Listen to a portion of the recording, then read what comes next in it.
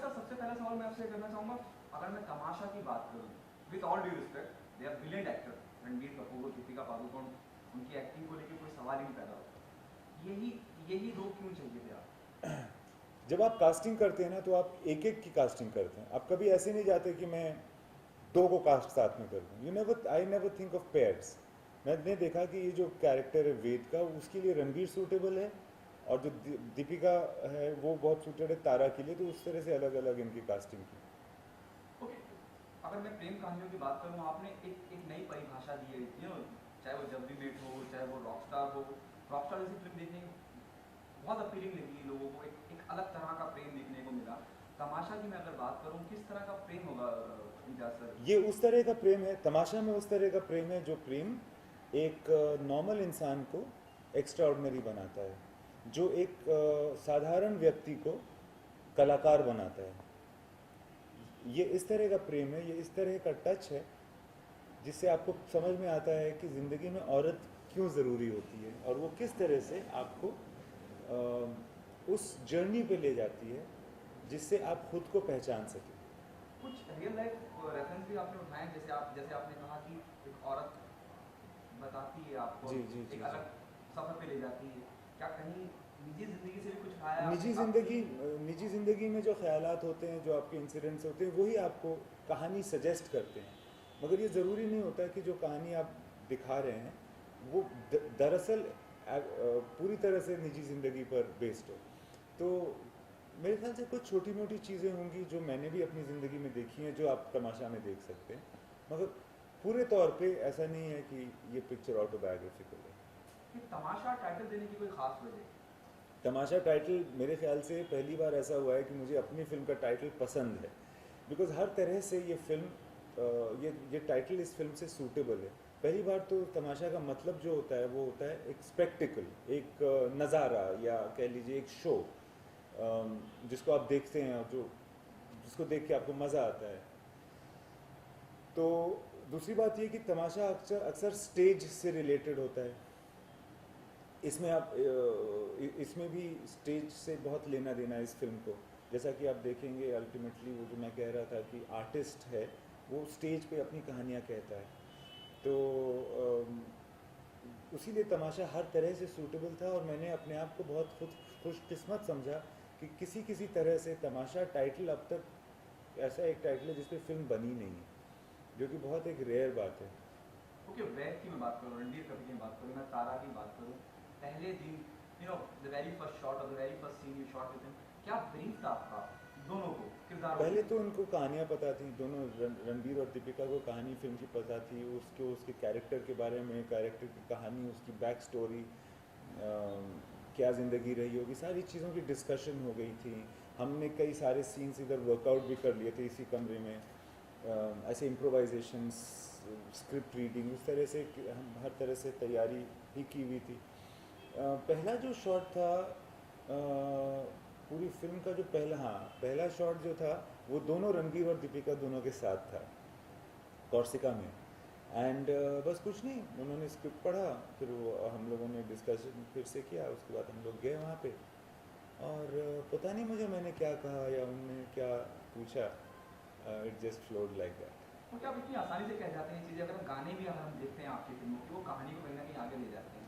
और चाहे मैं वक्त वक्त की बात करूँ या तुम जो ना होते, तो ये पिक्चराइजेशन में कितना इन्वॉल्वमेंट रहता है इनका अरे आपका? क्योंकि क्योंकि क्योंकि मेरे पूछने के पीछे रीज़न है, अगर आप वो गाना देखें जहाँ अगर तुम जो गाना साथ हो है दीपिका जी। के साथ हो, उसमें मोहब्बत नजर आती है कि एकदम टाइट पकड़ रखा है रणवीर को, रणवीर छुड़ाने की कोशिश कर रहे हैं, मोहब्बत दिख रही है। वो क्या कितना इन्वॉल्वमेंट रहता है आपका, और वो लगता है कि हाँ वाकई में ऐसा ऐसा होता होगा, ऐसा हो सकता है।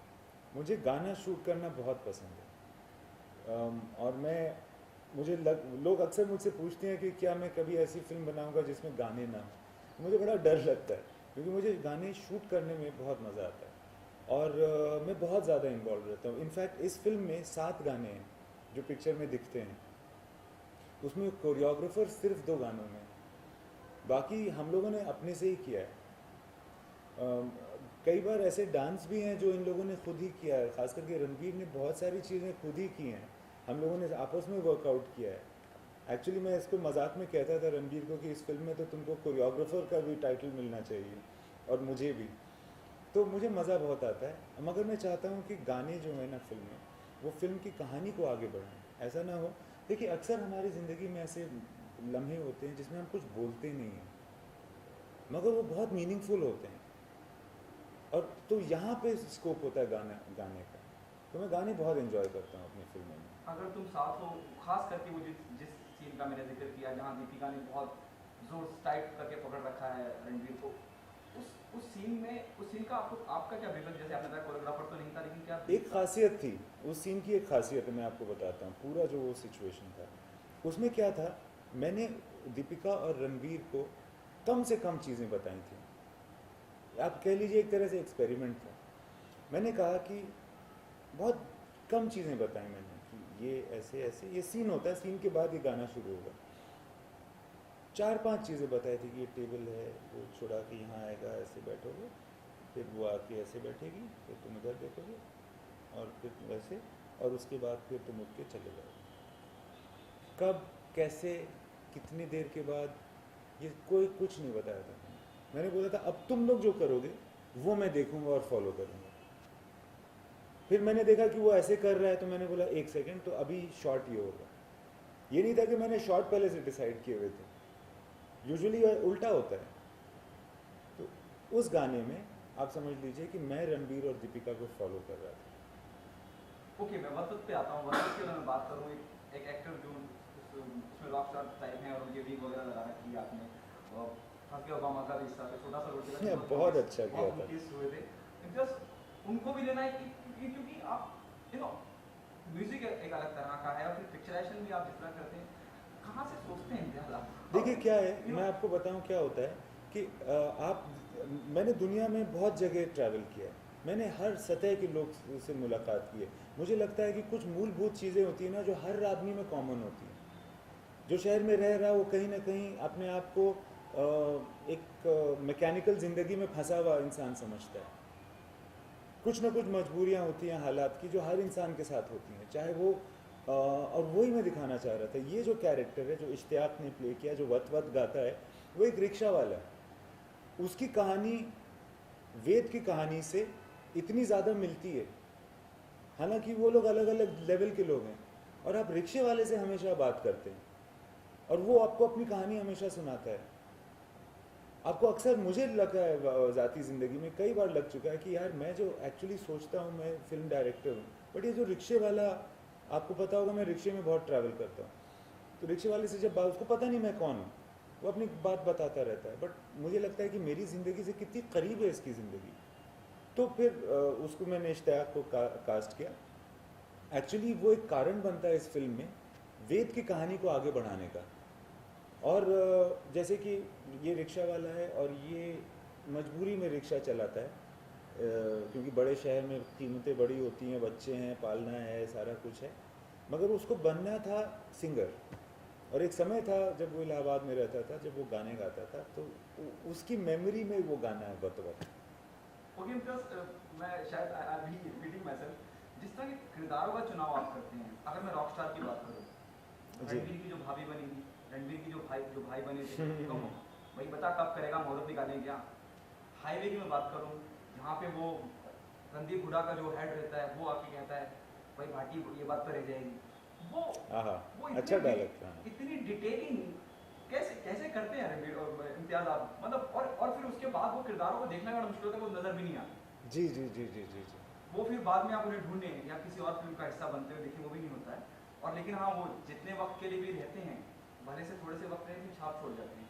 इसमें कुछ चीज़ें, एक तो क्या है कि मुझे हर आदमी इक्वली होता है मेरे हिसाब से। कहानी हो सकता है कि रणबीर कपूर के कैरेक्टर की हो, पर ऐसा नहीं है कि इश्तियाक का जो कैरेक्टर है वो अपनी ज़िंदगी में मुकम्मल नहीं होना चाहिए, उसको पूरा होना है।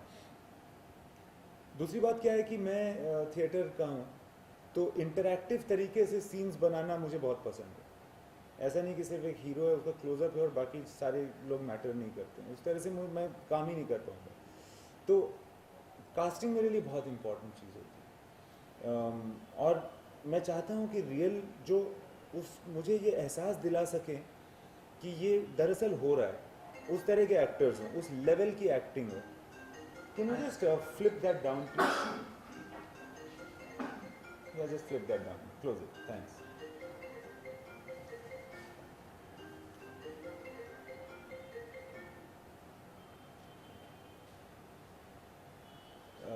जी. तो दूसरी बात क्या है कि आजकल कास्टिंग जो है वो धीरे धीरे ज़्यादा से ज़्यादा इम्पोर्टेंट होती जा रही है. पहले डायरेक्टर की टीम को ही कास्टिंग करनी पड़ती थी, हम लोग खुद ही. बट अब क्या है, मुकेश छाबड़ा की वजह से, जो इस फिल्म के और लव आजकल के वक्त से मेरे साथ काम कर रहे हैं, उनकी वजह से मुझे बहुत आसानी होती है ऐसे एक्टर्स को चुनने में और वहाँ तक पहुँचने में जो शायद बॉम्बे आए ही नहीं है कभी, मगर हम उन तक पहुँच सकते हैं. हम वो माध्यम भी बन सकते हैं कि अच्छे एक्टर्स जो हैं वो यहाँ आ जाएं. आप तमाशा में देखिएगा, जैसे आपने हेमंत मोहर की बात की, जो कहते हैं कि ये बात तो रह जाएगी भाटी, या आपने उसके पहले रॉकस्टार में वो बात की थी.